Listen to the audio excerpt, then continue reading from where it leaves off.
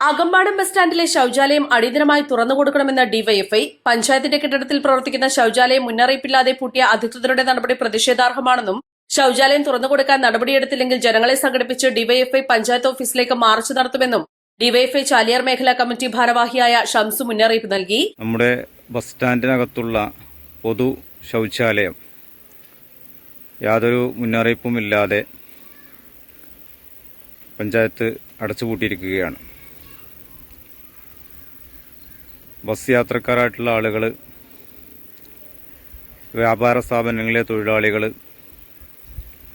അക്ഷയ സെൻറ്ററിലേക്ക് വരുന്ന സാധാരണക്കാരായിട്ടുള്ള വൃദ്ധരായിട്ടുള്ള ആളുകൾ, ഇവരുടെ എല്ലാവരുടെയും ഒരു ആശ്രയമായിരുന്നു ആ പൊതു ടോയ്ലറ്റ്. യാതൊരു മുന്നറിയിപ്പുമില്ലാതെ കൃത്യമായി മെയിൻ്റെനൻസ് ഒന്നും ചെയ്യാതെ പഞ്ചായത്ത് ഭരണസമിതി ചുരുങ്ങിയ നാൾ കൊണ്ട് തന്നെ ജനവിരുദ്ധമായിട്ടുള്ള ഒരു നിലപാടുമായിട്ടാണ് മുന്നോട്ട് വന്നിട്ടുള്ളത്. ജനങ്ങൾക്ക് നല്ല രീതിയിൽ ഉപയോഗപ്പെടുത്താവുന്ന അല്ലെങ്കിൽ ഉപയോഗപ്പെട്ടിരുന്ന ആ പൊതു ടോയ്ലറ്റ് ഒറ്റ രാത്രി കൊണ്ട് ഒരു ദിവസം അടച്ചുപൂട്ടിയേക്കാണ്.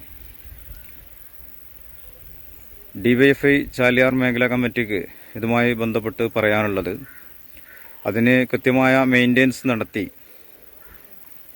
അത് പൊതുജനങ്ങൾക്ക് വീണ്ടും ഉപയോഗിക്കാവുന്ന രീതിയിൽ തുറന്നു കൊടുക്കണം.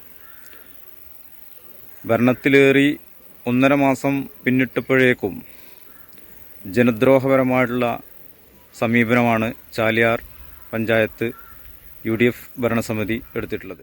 ഗ്രാമപഞ്ചായത്ത് കെട്ടിടത്തിൽ പ്രവർത്തിക്കുന്ന അക്ഷയ സെന്ററിൽ ഉൾപ്പെടെ എത്തുന്നവർ ശൌചാലയം അടഞ്ഞുകിടക്കുന്നതിനാൽ ഏറെ പ്രയാസമാണ് അനുഭവിക്കുന്നത്.